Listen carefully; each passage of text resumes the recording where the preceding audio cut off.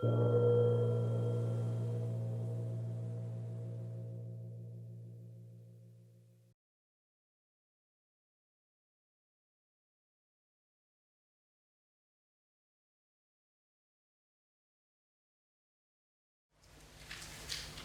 morning, everybody. It's always a pleasure to give a talk in Oxford, and perhaps especially in this case because one of the things I want to pass on to you is some of the teachings of Trungpa Rinpoche. England was favourite country of his, and Oxford especially a place he felt very strongly connected to. Next year is the 25th anniversary of his parinirvana. Not all of you, I suppose, may be familiar with Trungpa Rinpoche. If I say he's a very special person, you may say, well, he's Rigdzin Shikpo's teacher, so not a big surprise that he'd say that. But anybody who met Trungpa Rinpoche seemed to produce a reaction from. Not always people felt immediately that he was inspiring. Sometimes people felt he was rather he had a sharpness about him sometimes that people found rather uncomfortable. But then that's also part of being a good teacher, really. His special quality, if you did make a connection with him, was that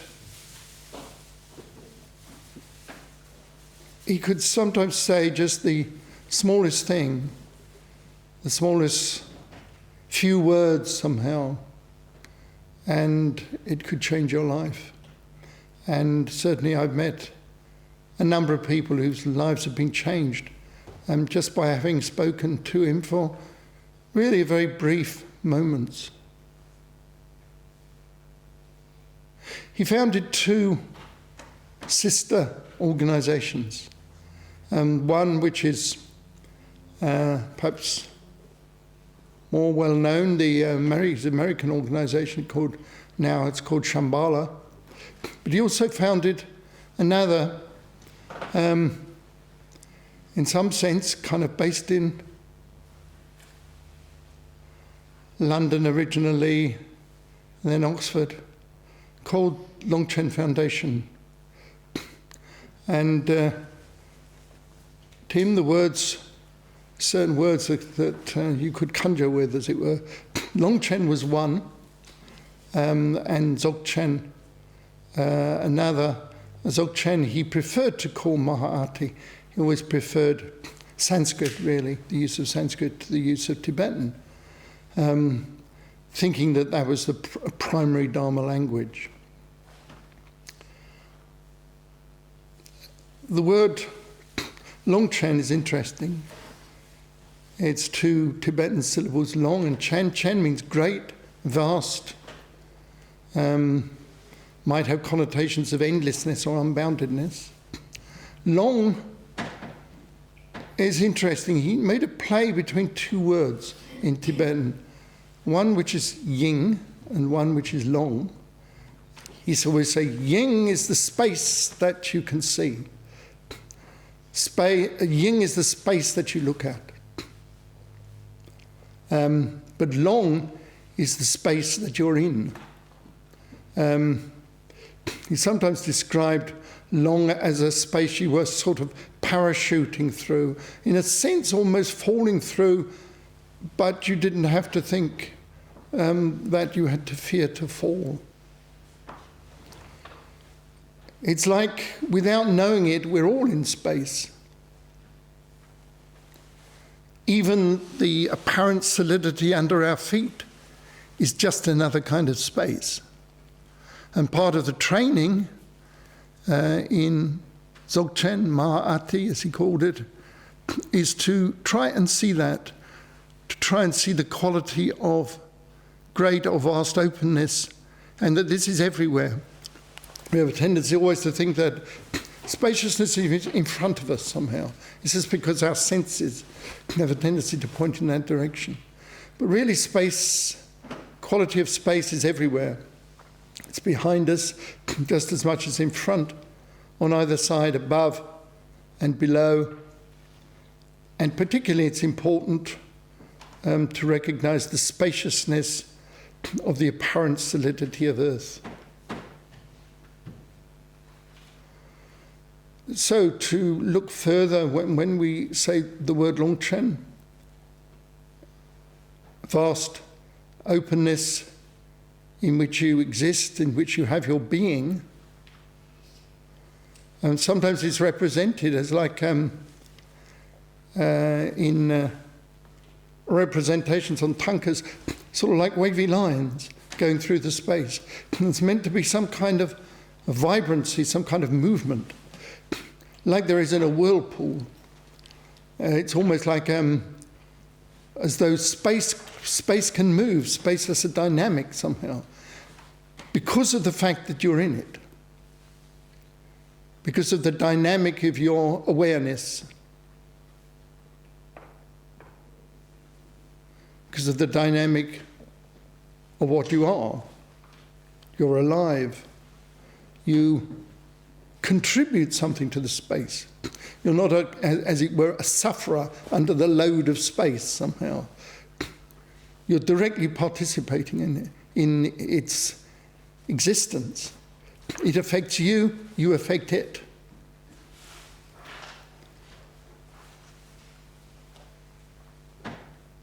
It isn't that you are in a bland, empty space.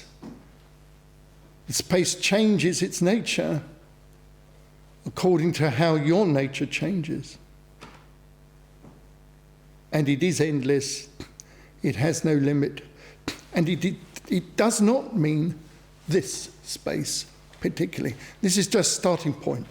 If you meditate, first of all, you meditate using ideas of space drawn from the idea we have of spaciousness in the ordinary sense, the 3D sense, you might say. But there are other kinds of space as well. Someone I love very much may be in Australia. But because I love them very much, they're very close to me in the space of relationships. Where somebody I hate who might be nearby is actually in that same space very far away. So there are many kinds of spaces, not just 3D space. The space of relationships, the space of how I relate to particular kinds of objects or particular kinds of aspects of mind and heart, how I relate to my space of my emotions and so forth. And you have to work with that. It's very important to do that. As Trungpa Rinpoche used to say, when you enter into any situation, you must open yourself out to it. You must feel it. And as you begin to feel it, you realize you're feeling a space, but the space is not the 3D space of up, down, forward and back, bottom and top. When we talk about this space long, that includes all these different kinds of spaces. It's space in general, space that encompasses all of these. That indicates the Chen, which means great, is because it's that great kind of space that encompasses all spaces. The word Longchen is used in contexts such as, you can say Longchen Ji in Tibetan, you could say Longchen Yingtik, and it can refer to a person like Longchenpa or Longchen Rabjampa. when we say Longchen Ji means the primordial ground of one's being or one's nature.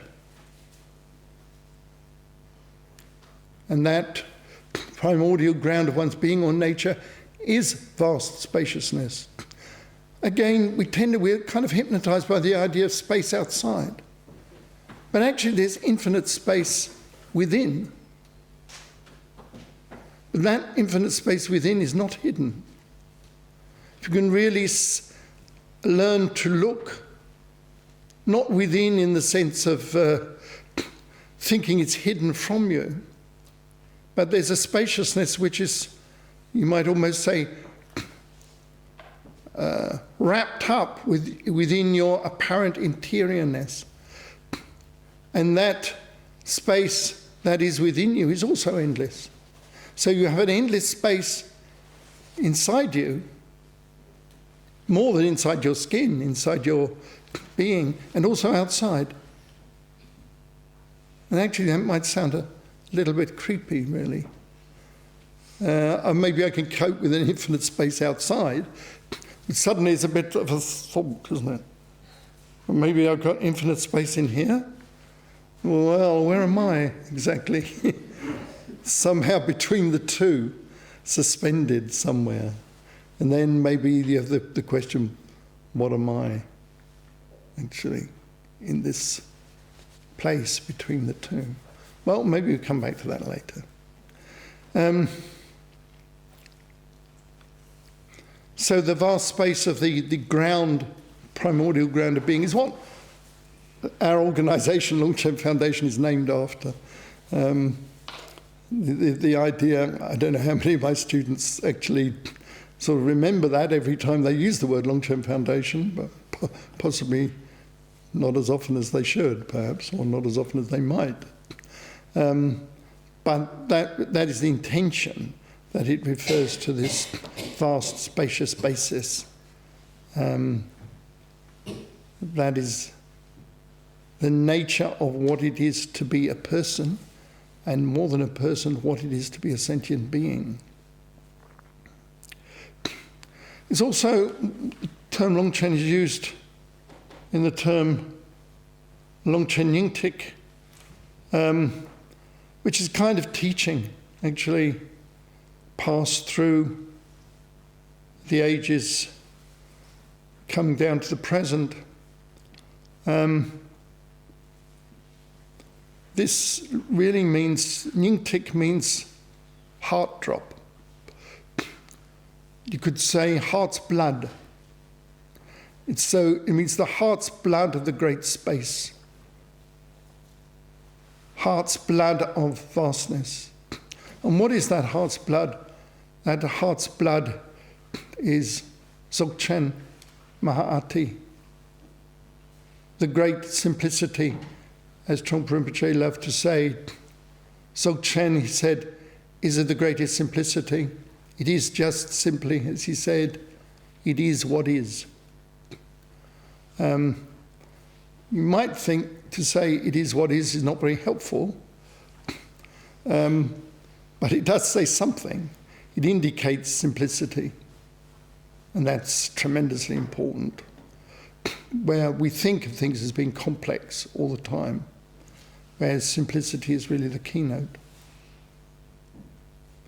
Turns out, mind you, when you work with the simplicity, that we begin to realize how complex we are. And so everybody says to me, oh, I want a simple teaching. I don't want all this sort of complications of using imagery or having rather elaborate and complicated teachings. Well, that's very nice. The trouble is, it's not that the teaching is complicated.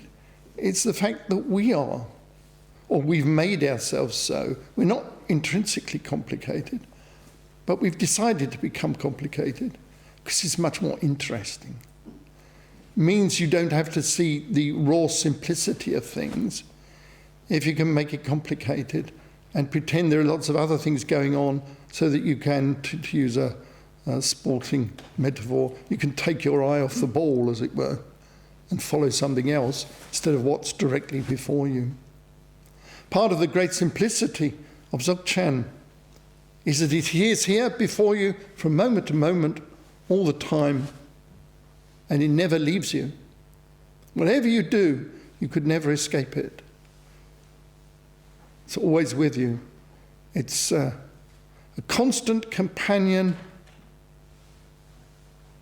that, strangely enough, you can never perceive.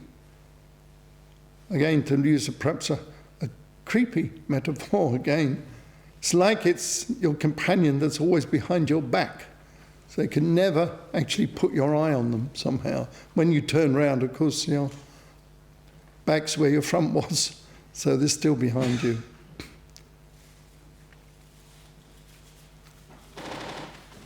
Another term that Trungpa Rinpoche loved to use was,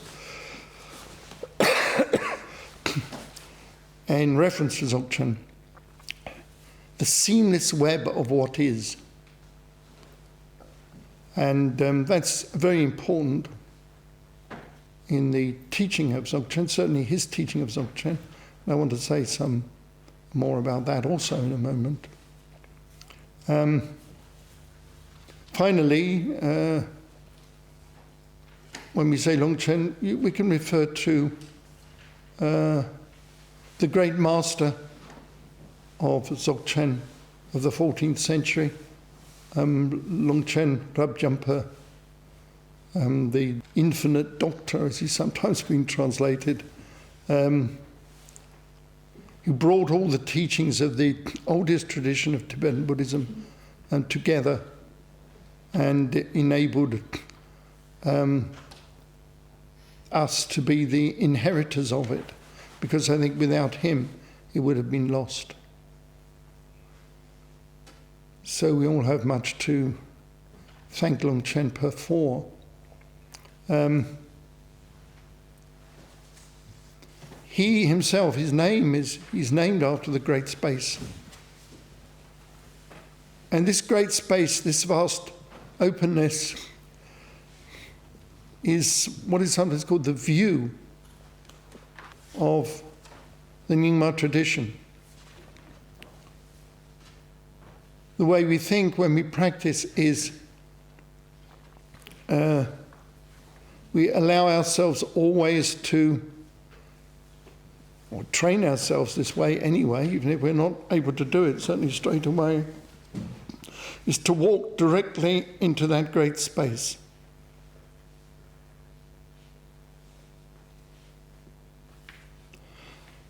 It's a very bold step, rather a frightening step to do that.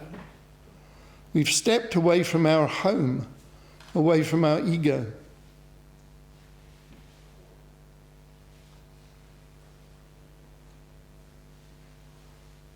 It can be very bracing to do that, but also rather frightening because it's something we're not used to.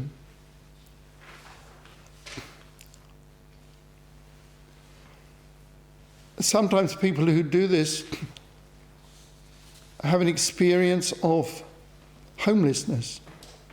When they begin to take that real step, it may be that they're here. Their home is still here, in Oxford or wherever it might be, but they've managed to take that step. They've stepped into the vast living space of things. They stepped away from themselves in the sense of grasping at ego. And then they feel that they are like a child who's left home. It's almost like that because what one finds in the practice of Dharma, that a lot of the things that happen in everyday life, the experiences, the emotions and so on, become something that has what you might call a Dharma spin to it, or has some kind of Dharma significance. And the one of walking away from your home, walking away from everything with which you are familiar, is one of the things that all people who practice this path find they have to in the beginning endure, I would say, rather than enjoy. But eventually, they could enjoy it.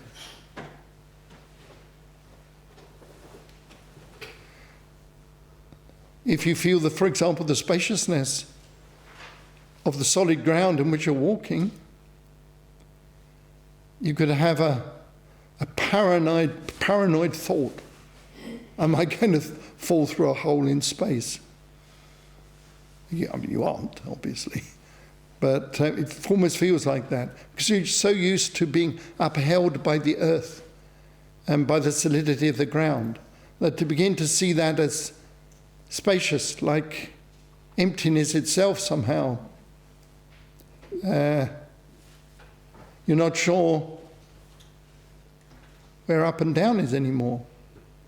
After all, we know where down is because it's where your sense of space is, your sense of solidity is. But supposing that's begun to seem less significant, then maybe down is actually upwards. Maybe you could fall upwards into the sky. And certainly people who practice have a sense that that might be possible. Is it possible?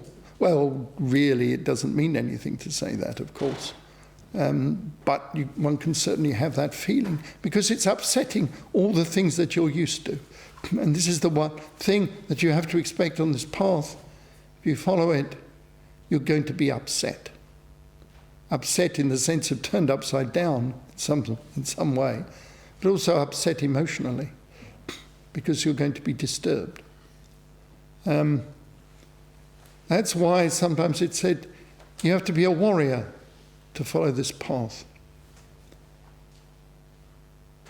Being a warrior doesn't come easily and it doesn't come instantly, and you can't just say, oh, I want to be a warrior, so I'll be a warrior tomorrow.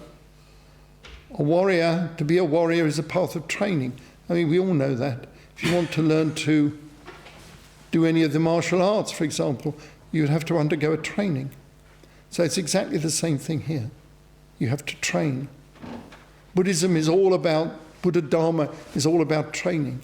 It's not about instant success or the idea that because you're supposed to do certain things, you'll be able to do them. You won't be able to do them, probably, until you've trained to make something like meditation, the development of insight and so on, until this begins to mean something to you.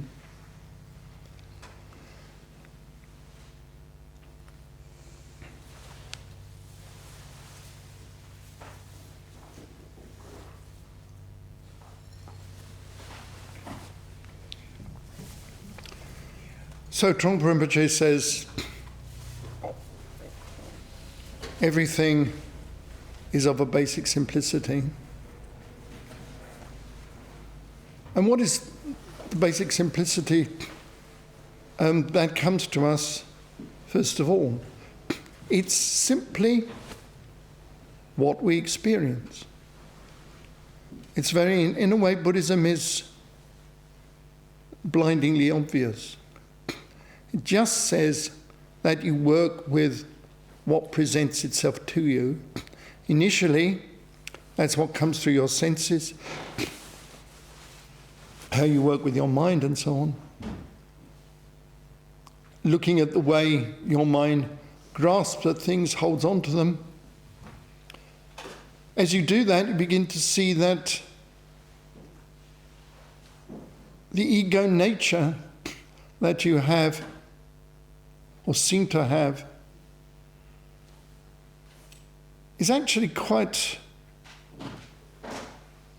false, quite misleading, quite empty, in fact.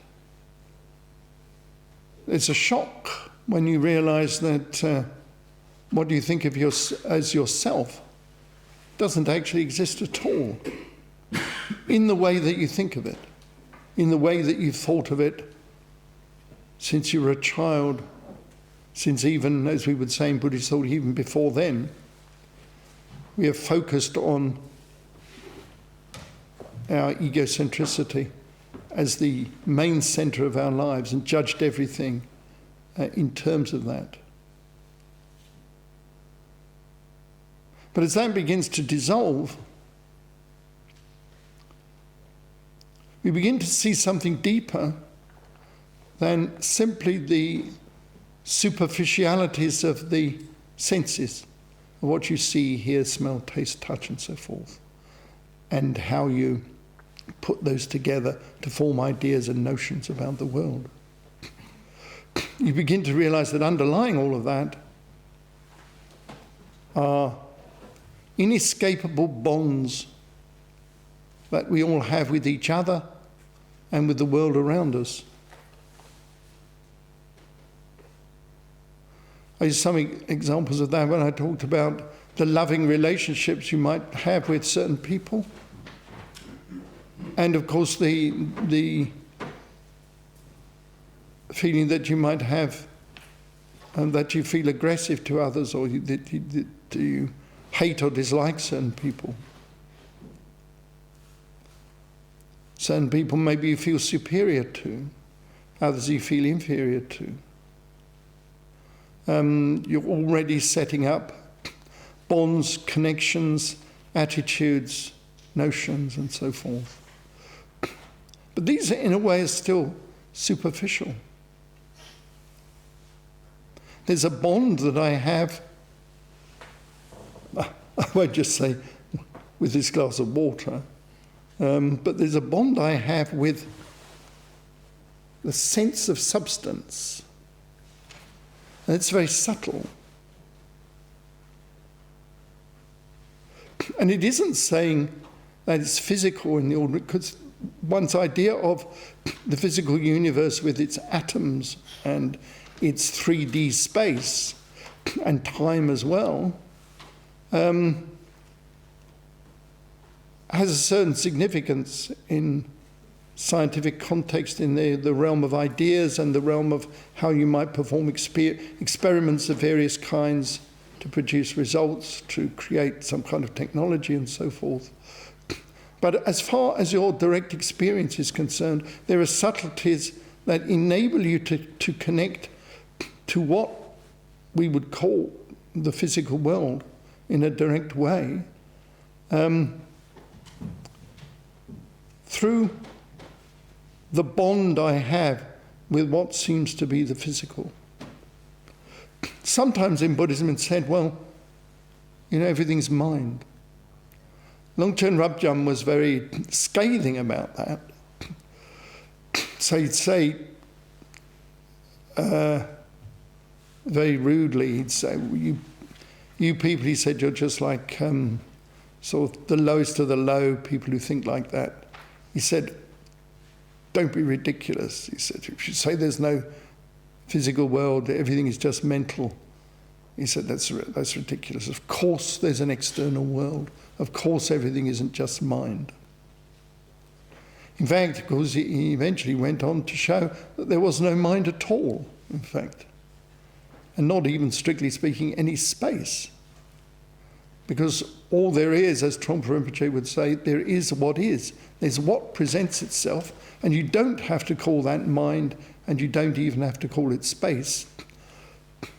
The important things are the relationships that these, let's call them experiences, have with each other and with yourself, and with the mandala, as we say, of things around you. The bonds. Well, an example of a mandala is that you're all here. You decided to come here for whatever reason. I'm not going to investigate why you might have wanted to come. You had a reasons of your own for coming. But in order to come, you had to think of a particular, I think there's a particular time and place. You had to turn up here. You have to know what to do to manage that. You have to get yourself ready to do that. You have to relate with the bonds that you have to what seems to be what you would call the physical world in order to make this happen. And what we create at this moment is a mandala of people attending for a particular reason at this event. And everything can be considered as spreading out from this room, you might say, outwards. You're able to be where you are in Oxford because Oxford is the way it is. And one could go on, it's like a wave spreading out, if you like, from this room through conditions and nature, spreads outwards to the rest of the world, to what constitutes the universe, whatever that might be. And it's like a great wave of conditions and connections. And the center of that is this place. And it could be said that the center is also in each one of you. Because I said there's this infinite space that exists within each of us.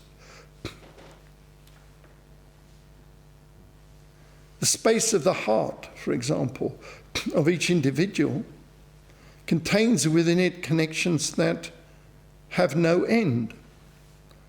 They are this seamless web of what is, as Trungpa Rinpoche says, that goes from each person outwards to the universe as a whole, to all other beings, and to every object that could become the center of a new mandala. A mandala consists of a center or central focus, the surrounding objects that connect to it, the bonds that join it together, and a periphery, somewhat notional, but often has emotional significance, and that is actually the boundary of that mandala. There are obvious personal mandalas, like the mandala, for example, of my family. And we have bonds, my father, mother, myself, my children. We are bound together in a web of connectivity where there is energy exchange going from parents to children and from children back to parents. And that energy exchange that binds that group together, that group itself is a mandala because it works together and is bound together by these inescapable connections. So it's good to remember that almost everywhere, every point, there is the possibility of the beginning of a mandala of some kind. And the question is simply where the mandala ends. Just for convention's sake, one says the mandala ends at some point, because one can't cope, as it were, with a mandala that goes on to infinity.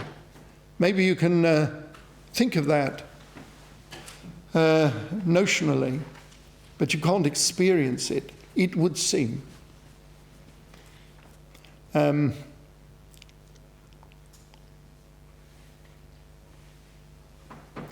After all, this glass is a mandala. It's created for the purpose, the relationship of keeping the water inside a container. And the boundary of it, of course, is the glass that enables that to happen. We say in the Dharma that emotions are always on the boundary. This is where awareness takes place. This is where protection always acts. I would be upset, maybe, if it was suddenly to slip out of my hand and would soak me with water. Not hopefully too upset, but a little bit. And that emotion is because of the what is inside has suddenly gone outside. Think of other examples: car accidents, people being slit open. What's inside coming outside. Outside the mandala of the skin. Outside the mandala of the body, where the skin forms some kind of boundary. Very emotional, the skin boundary. Many others. It doesn't just have to be physical things. Another example of a mandala is the mandala of polite behaviour. There's a mandala for that as well, which you don't want to go outside. It's got certain boundaries to it. You behave properly as a proper person. You're inside the mandala of politeness. You can be a person who's totally outside that. Then you tend perhaps to shy away from people like that. Think, well, they're not proper people somehow. And especially emotional when you're not sure whether people are actually inside or outside. Whether they're obeying the rules. Sometimes they do, sometimes they don't. So it becomes quite an emotional thing. So mandalas you can find everywhere. And they all work in somewhat the same way. And they are repeated patterns that enable the universe to seem, and by universe I don't mean anything particularly grand, but our personal universe. Makes our personal universe, or our personal universe is seen as a series of interlocking mandalas, you might say. Now, if you take any one of those mandalas and you spread outward and say, well, I'm not going to stop at the boundary, but I'm going to think the connections that has further, then there's no limit to where you might go. You can have mandalas within mandalas, mandalas that interlock with mandalas, and then, and this is an important one, the mandala that goes on to limitlessness. And when you're doing what is called formless meditation, you're trying to get an experience of linking into that particular mandala.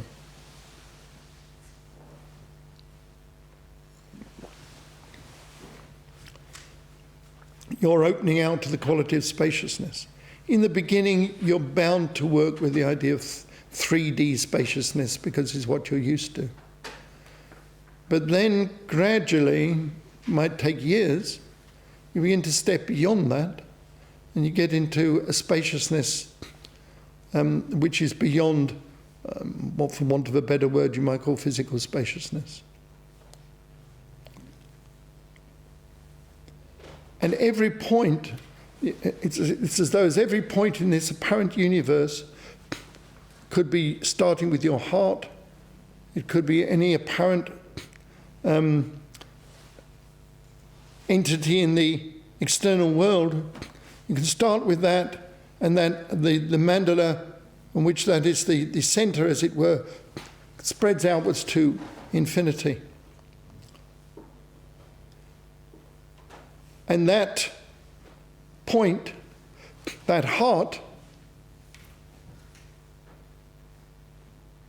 because those connections, because it is, as Trungpa Rinpoche says, the seamless web of what is, those connections we have with everyone, with everything that constitutes what is, as far as we're concerned, there is no obstruction.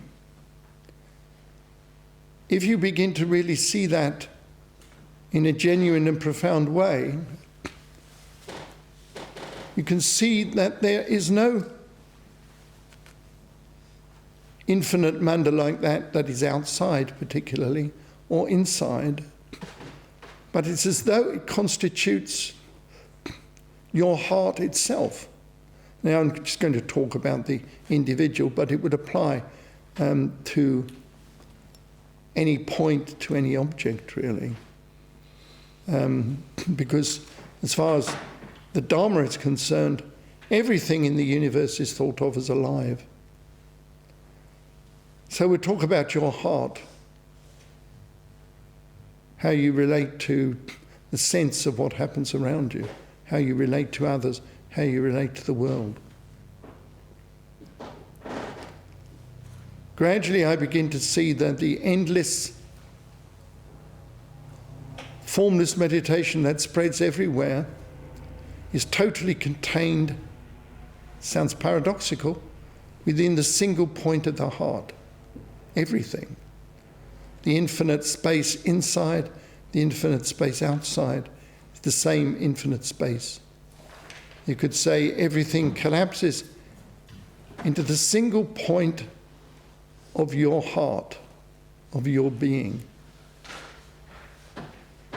But it's not just your heart, it could equally well be the heart of somebody else, obviously.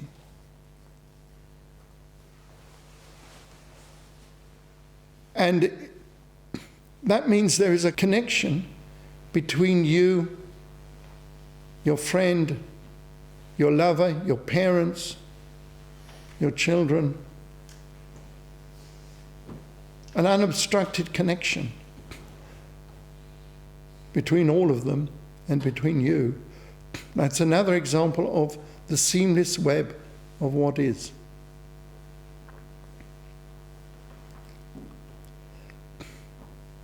We seem to be cut off from each other. We seem to be separate entities in space. But actually, when the subtlety of the Dharma begins to be seen, the profundity of the Dharma begins to be seen, both the profound aspect and the vast aspect, they come together. And we realize that there's always an open connection between beings and between us and the whole of what is.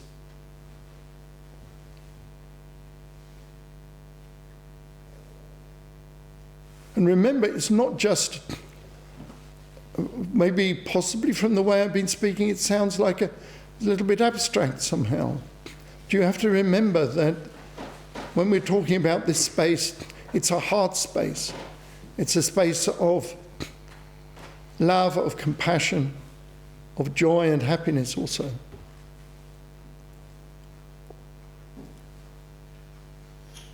If really I can see there is an open connection, if you like, between myself and you, whoever you may be, then a feeling of love between us automatically begins to flow. And if I begin to see it, then it flows from my side. If you begin to see it from your side. And it would be more than the ordinary way of loving a person. It would be seeing that love in the context of the heartfelt connection that somehow is always present.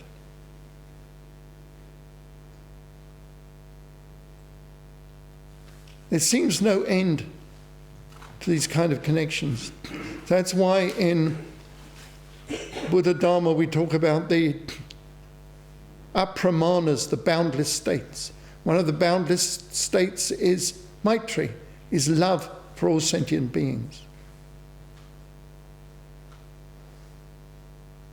And that love exists, that love is genuine, that love is real, because sensitivity is natural to human beings, is natural, in fact, to sentient beings. And there is no obstructive connection between myself and others. But I have to recognize that. I don't have to create it, because it already is. It already is like that. Our problem is we don't see it.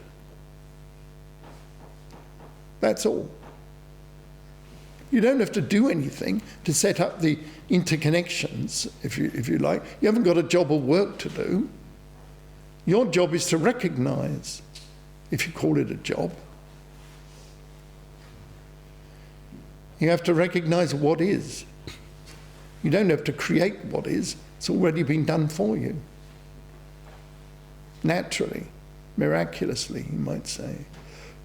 Just because that's the way things are.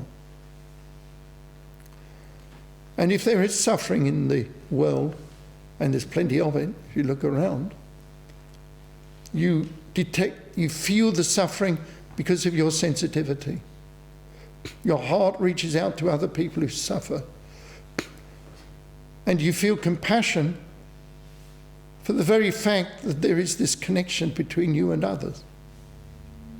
So the second apramana, the second boundless state, is the state of compassion, perceived through seeing the misery of others. So first is boundless love for all sentient beings, and then the boundless compassion when you perceive how they suffer and the misery that exists everywhere in the world. Buddhism used to be described by Western scholars as, the great pessimistic religion, because it's always talking about how miserable everything was. Well, Buddhists would say, well, we're looking facts in the face, in fact. That is the way things are. But of course, it's not the only thing that there is. There is this interconnection, and this question of how it comes about that we don't see the way things are. I talked something about that in the second talk. But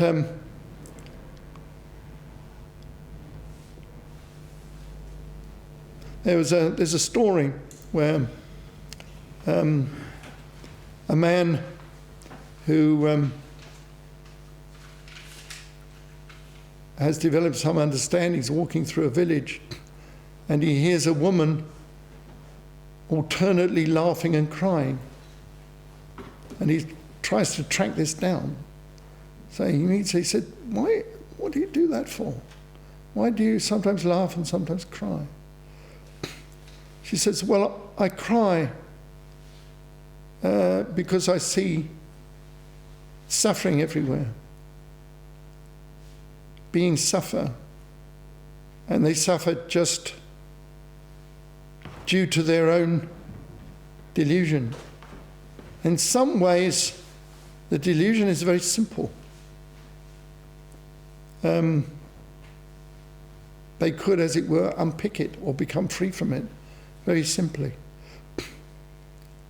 Because I see the complete openness that exists between myself and others, between every being and every other being, then I'm happy, I'm joyful, and I laugh. And that is the third apramana, the boundless state of joy, when you really perceive how things, as it were, could be, or how after enlightenment they will be. And the final apramana is called the apramana of equalness, when you realize none of us is superior to another. Because there is this complete interpenetration of one person by another, one heart by another, no one is superior to anyone else. You may have notions of superiority, as we say in Buddhism sometimes.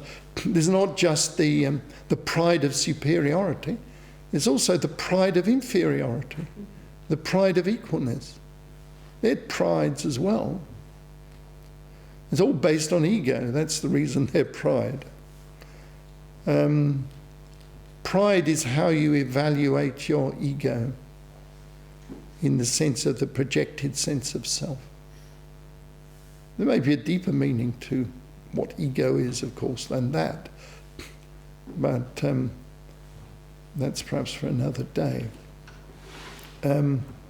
sometimes the fact that there is this interconnection between everything, this seamless web of what is, the thing that joins them together is said to be awareness, or to be mind. You could say that in some ways. It might be helpful if you've got a crude idea of the physical world and physicality, then to think of things in terms of mind might be helpful. But in the end, you have to go beyond the idea of mind. Fundamentally, you could say everything is mind, and then you realize there isn't any mind. Everything is space, then there is no space. And what there is finally, in the end, is just the simplicity of experience itself, which you can't, in the end, when you realize the profundity of its nature, which is difficult to do in the beginning, but you would be able to in the end, you can't really label as mind or space or as anything. It is simply what is. So I'm going to stop at that point, and if you have any questions, you could try, see whether I can make some kind of answer. Perhaps somebody could tell, I won't be able to, my sight's not the best, so I won't be able to see you. So either Sally, maybe you could pick out for people, or you could just just launch forth, I suppose. Try and launch forth. Rigdzin Shikpo, in the end, ultimately, it's just simplicity itself, what is. Mm-hmm. Could you say something about the qualities or activity of what is? Is it just sheer spontaneity? Fundamentally, of course, it is pure spontaneity. That's quite the case.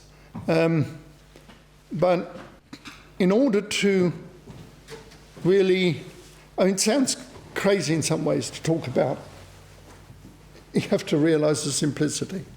We think that ought to be easy somehow. But as I was saying right in the beginning, we become complicated. So what we have to do is we have to train. The interesting thing, we train not to realize anything particularly. That's the fascinating thing about Buddhism or Buddha Dharma. We don't try and understand anything. What we try is to lose the mess that we've created. We're not trying to create anything because it's already there. As there's a nice few phrases that are used in some of the Dzogchen texts. They say, everything is accomplished already. You don't need to look round to accomplish something. You don't need to become better. You don't need to become wiser. You don't need to become a better person. It's already set up for you. It's just, you kind of messed it up some way. All you have to do is to let go of that. So everything is accomplished. You might think, well, I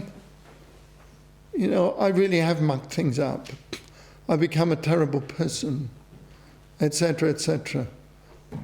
Breast beating time. But actually, things are intrinsically pure in their own nature. When we say you muck things up, we don't mean you really have. You haven't changed the nature of reality. You've just created a kind of, what you might call a mist, through which things have loom up in a distorted kind of way, and you start getting frightened of them. Like a child. It's in its... I remember when I was thinking, yesterday when I was a little boy, my nanny thought, well, it's good if you have a night light. Then you won't feel scared in the dark. But that was a bit scary, actually, because as the nightlight flickered, all the shadows in the room seemed to move around. So I was thinking, I'm going to dive under the bedclothes and keep away. So it's a bit scary. So it's like it's the same thing, really. There's the illumination there. Somehow managed to create some kind of shadow world. And the shadow world has a lot of apparent scary things in it that aren't actually there. You know, nothing that we think is a problem is actually there at all. It's as we've created this problem. And all you're learning in Dharma, you're not learning to establish anything. You're just learning to try and undo the stupid things you've already made yourself. Once you've done that, you don't have to do anything. As Dzogchen Rinpoche used to say, you can sit back and relax. To throw himself back in the chair and laugh. And we say, it's all right for him. Okay. Do we spontaneously do stupid things? Is that spontaneous? What we say is it's not spontaneous. We've developed, there's the mysteriousness, we've developed an automatic habit pattern to do certain stupid things. I wouldn't say they were spontaneous, but I would like to talk about the origin of confusion in the next talk this afternoon. So if you don't mind, I'll hive it off till then, and if I don't say anything about it, please tell me. So I said everything is accomplished naturally, everything is pure naturally, because everything is liberated. Longchen Rinpoche's interesting in that because he says, well, he says the opposite. Instead of saying everything is liberated, he said, well, there isn't any liberation. What do you mean, liberation? How can you be liberated? He said, there were no bonds in the past. There were bonds, and there are no bonds now. There are nothing that binds you in the future. How can you be liberated from bonds non-existent from the very beginning? There never were any bonds. You were never tied down to anything. You were never corrupted by anything. Nothing at all. You are naturally pure and in your nature unconfused. So you can either say there's no liberation because you were never bound in the first place, or you can say you are naturally liberated. Comes to the same thing. And the last thing they say is the big search in Buddhism is for nirvana, for realization. If you don't want nirvana, as it were, you can say, I want bodhi, I want awakening. Anuttara samyak sambodhi, complete, perfect awakening. Well, yes. The only trouble with that is, in a way, it's another thing that you have already. The realization is already present in you, complete and perfect, just as it is. Again, you've misted it up for yourself. When you formlessly meditate, Trungpa Rinpoche, I remember when I met him, first thing he did when he met anybody generally, if he could get them to sit down in front of him, he'd teach them formless meditation. It's the first thing.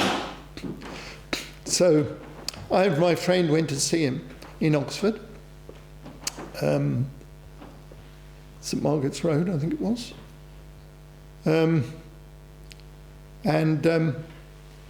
He said, well, I'll teach you formless meditation. And he said, you can go back to where you're staying when I've taught you and meditate for a few hours and come back again. All right. So he said, what do you do? He said, you aren't, when you do formless meditation, you're not trying to attain anything at all. You're just, he said, it's a natural function. Just like when you eat, when you breathe, when you have to go to the loo, it's all natural functions of the body. So it's like a meditation, it's just a natural function of the mind. Don't think of it as a job of work, and don't think that you're trying to get anything out of it. And of course, in being Westerners, you think, well, why am I doing it if I'm not going to get anything out of it? That's the whole point, isn't it, of doing anything? Why would I meditate if I wasn't going to become a shinier and better person? Well, he said, you don't need to become a shinier and better person. You're all right as you are. I don't have any problem with you. You're fine. Don't try and attain anything. It's the only thing I'd say, he said. Don't try and attain anything. Just relax. Just, as it were, put your mind in, attend to the breath, the outflow, the sense of space. Just relate to that. There isn't anything else you have to do. There's nothing to attain, nothing to realise. By simply doing that, gradually clarity will begin to arise. A sense of space will arise, a sense of clarity will arise. And we went back to our hotel, as he said, because we were up there from London to Oxford for a weekend. And we sat and we meditated. And we thought, well, what can we get out of this? What did he mean when he said you couldn't attain anything? You know, why would you be doing this if you were trying to get something out of it? So we still tried to think there was he couldn't really mean you weren't doing anything at all. And we didn't believe it. I mean, we didn't, obviously, you know, had great reverence for him, so there's no sense that we thought in the front of our minds, oh, he can't really mean what he said, he must mean something else. We just had at the back of our mind, oh yeah, something happened, that seemed good. Yeah, that must be a +1 for me here. And we'd go back and report what's happening, and he would be interested. Then sometimes he said, well, when you meditate like that, he said, of course you'll get interesting experiences, he said. But what is interesting? So interesting is like in inverted commas. He says it's like hitting yourself over the head with a hammer. You'll see stars. If you strain yourself when you meditate, of course, funny things will happen to you. But, you know, is that the point of your meditation, for funny things to happen to you? You know, there's lots of ways funny things can happen to you. You don't have to meditate for that. And it took years before even we began to get an inkling of that, of really being able to relax. And he tried so many stratagems, so many ideas. And we said, trouble is, he said, you become like a cat when you're meditating, looking for a mouse to appear out of a mouse hole. He said, you're looking for something to happen. It's so boring, he used to say, meditation. Mind you, that wasn't what we wanted to hear. We wanted to hear it was really good, really interesting, really hot stuff. But he said, it's boring. And of course, we found it was very irritating meditating. Because, you know, again, you'd think, why am I doing this? And then he'd persuade us, what else would you be doing? Well, we can think, well, I can think of lots of things. I'd sooner be doing than doing this. But, you know, you grumbled to yourself and still went on doing it. And then suddenly there'd be a moment when the mind gives up. The mind that's always ticking and trying to create, trying to make this happen. Suddenly it gives up, not for very long. I'm not saying, you know, in an instant you become enlightened. But you give up. You give up and your mind relaxes, and something spontaneous, like our friend was saying at the back there, does begin to happen. You're not even sure what it is. You feel completely different. And of course that's when your problems start as well. Because actually that was good. And then you say, oh, that was really good. I must get that again. So now you've got another trap. And so then you go to Rinpoche and say, well, I had this. He said, yeah, it's kind of interesting. How can I bring it back? He said, oh, you don't want to bother about that. You just want to go straight on. Don't keep thinking about it. You know, if you keep looking back at it, you'll just end up hypnotizing yourself by your past experience. You have continually to walk into space. So that's what we have to do. There's what he used to call hot boredom and cool boredom. Hot boredom's when you're really irritated when you're meditating and wish you weren't there. I mean, you aren't, but there you are. You think you are. Then cool boredom is suddenly something clicks, it all falls away, and you could sit there forever and you feel there's no problem. And that's cool boredom.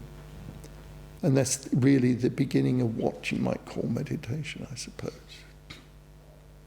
Any other questions?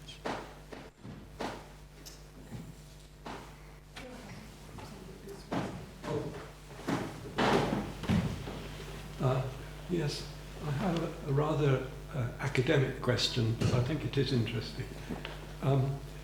I can understand how the Longchen movement is obviously rooted in the Buddhist tradition, and especially in the concepts of anatta, non-self, and sunyata, emptiness. I just wondered, when Trungpa was developing his ideas of mandalas, perhaps in the 60s and 70s, whether he was at all influenced by the structuralist movement in Europe and America, in which patterns are centered on their functions, and there's a rather resemblance to the idea of the mandala. Is it just coincidental? I think it probably is coincidental.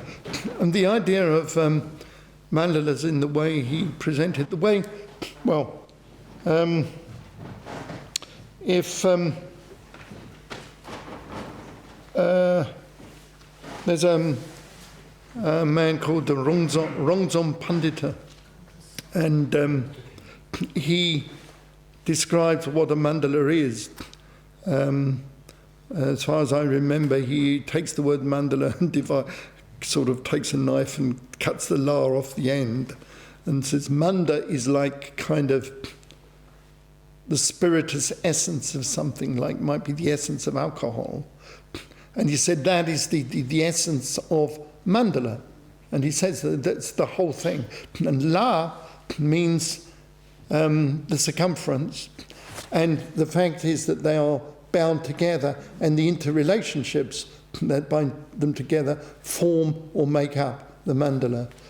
The thing that I was saying about the emotion of the boundary of the mandala links to the idea of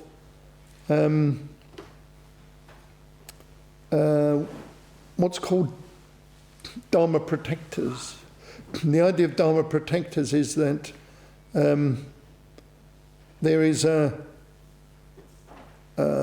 kind of oversight of what's happening about things leaving the mandala and coming into it, whether they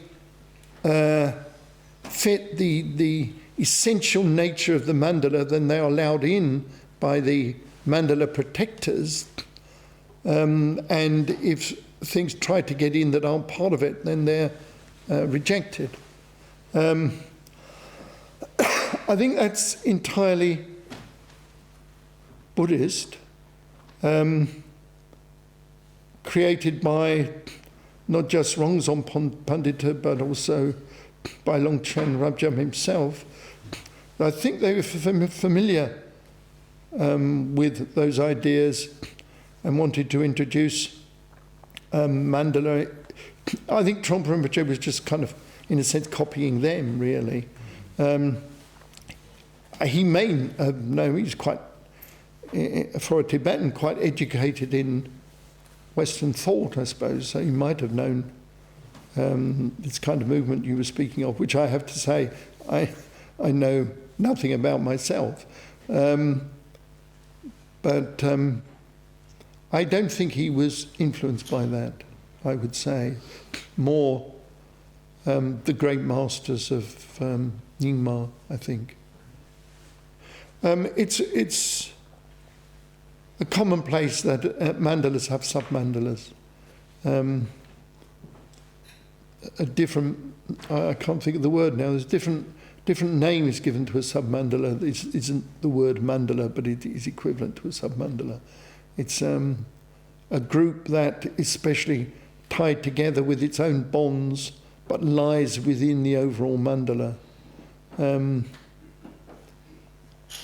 it's like that they seem to think you could identify those kind of structures and patterns everywhere in the world, everywhere in the universe. Such things exist. I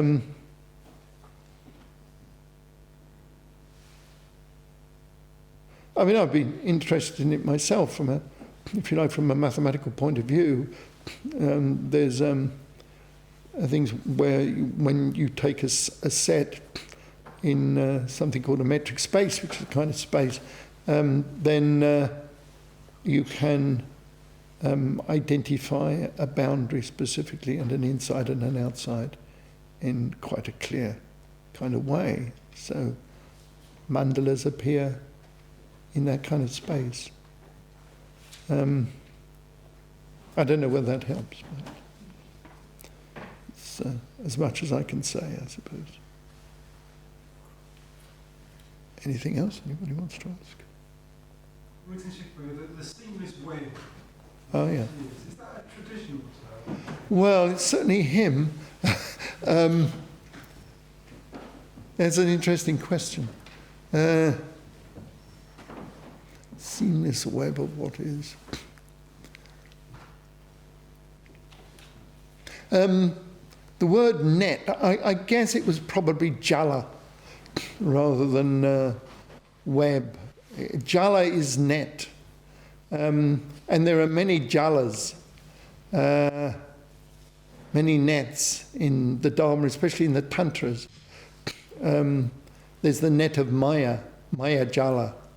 There's the net of the Dakinis, the ones who convey Dharma inspiration from the, if you want to put it that way, the land of meditation to us, called Dakini Jala.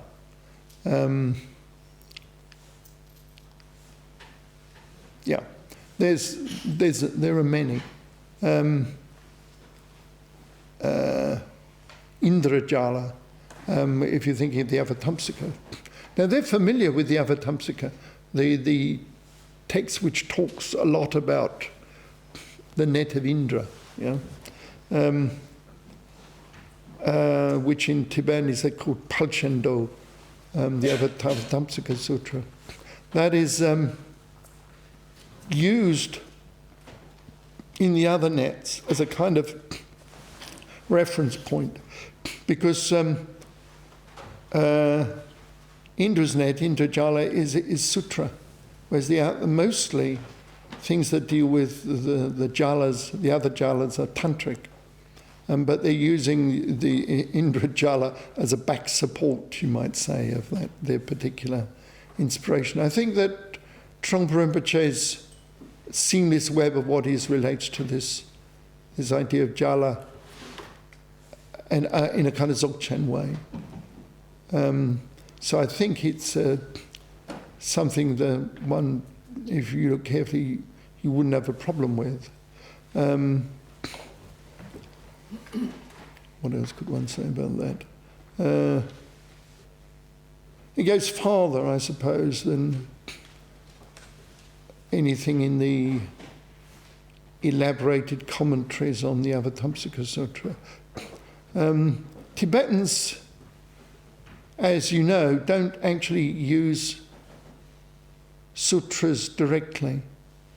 They consider sutras as extremely profound, and it's like too profound for us to get into. So we don't use the sutra directly.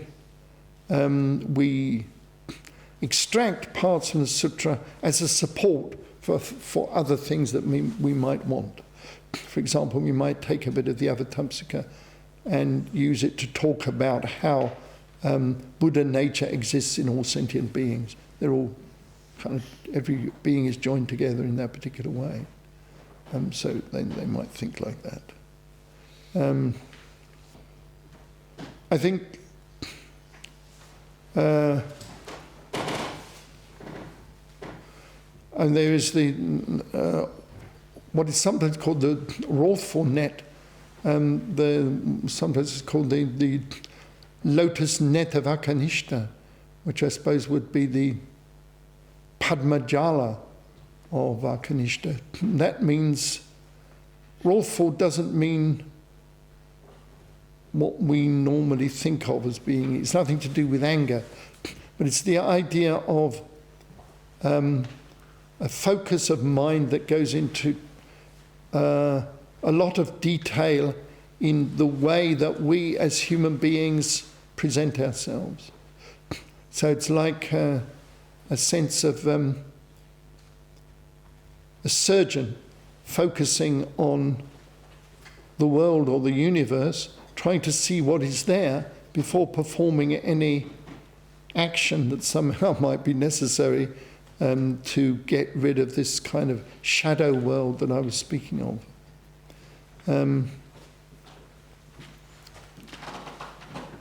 So I think that idea of seeing this web is everywhere, actually.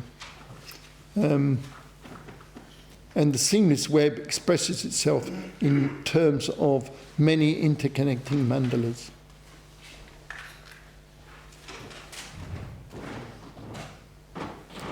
Anything else?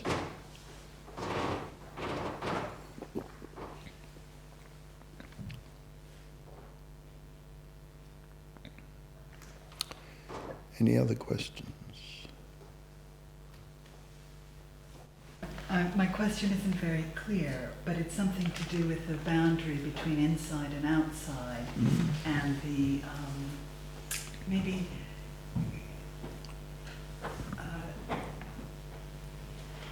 that sense that we have that we might actually prefer to be cut off.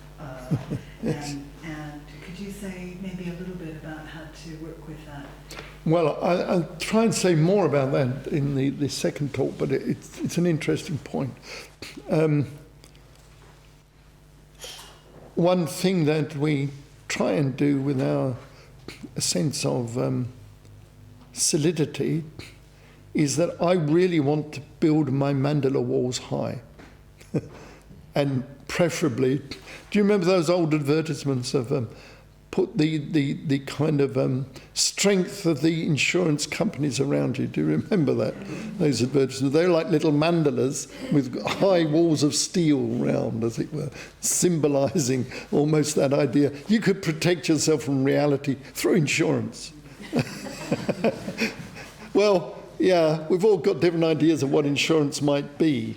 You know, maybe if I stay healthy, it's a good insurance about dying.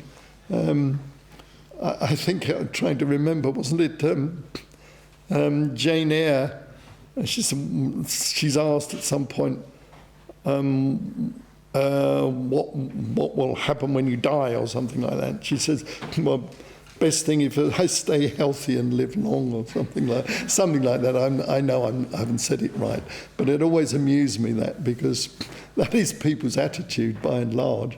If I can contrive to make my health as impregnable as possible, there's nothing wrong with that, obviously, but there are just limits to the amount of effort you might want to put into that.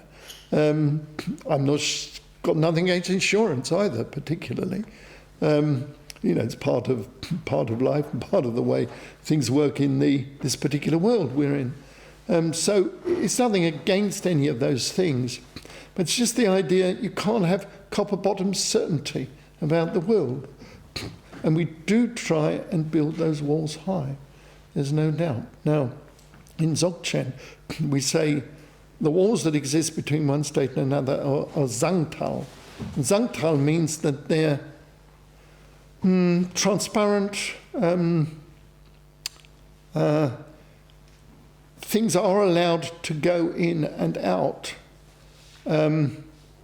there is a certain oversight, as I said, on that flow, but it's not like it's solid steel and there's a little tiny door with a man with a machine gun on one side, as it were. It's not that protected. Zangtal is really the idea of fundamentally no absolute distinction between inside and outside, and no absolute distinction, another meaning of Zangtal, no absolute distinction between enlightenment and unenlightenment either. There's one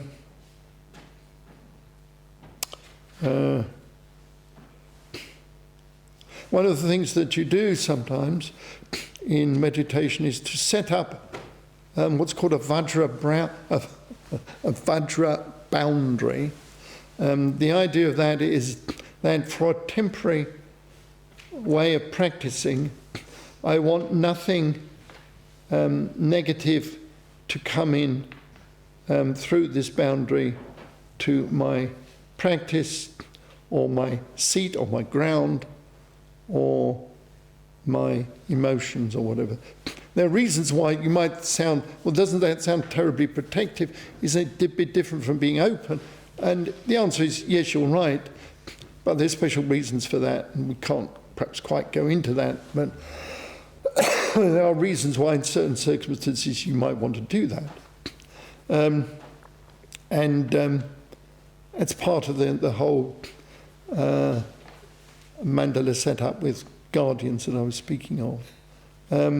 Now, as you go on to what are called the higher tantras, the idea of setting up such a boundary becomes less and less a thing that you want to do.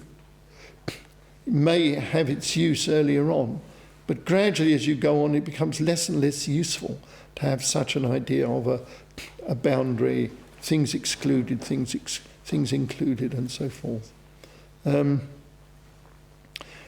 God and devil had their origin in pure mind, therefore no two such things exist. Understanding this, I form the mandala of infinite time and space. The Vajra wall surrounds me, and there is no place left for God or devil. The Vajra wall, in this case the indestructible wall, is harking back. It's a text, an Ati text in fact, Dzogchen text. It's referring back to the old setup, which you would have learnt many years previously, of how you would set up such a wall. And it's really saying this Vajra wall is not a Vajra wall of things that can't, but it's things that can't penetrate, but it's saying the Vajra wall is, there is no difference between such things as a creator God or a devil. These are just inventions of your mind. You don't need to create such a distinction. And when you have your understanding, your insight is the Vajra wall. And that means you realize that you are the maker of God. You are the maker of the devil. In some sense, you are God, you are the devil, depending.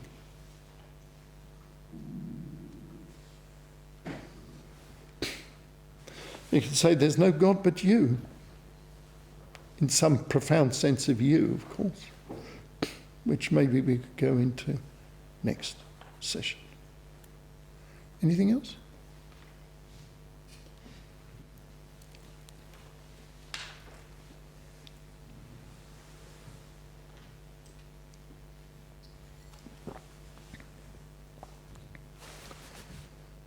Well, if not, then perhaps we could stop there. Thank you very much. Thank you. Thank you.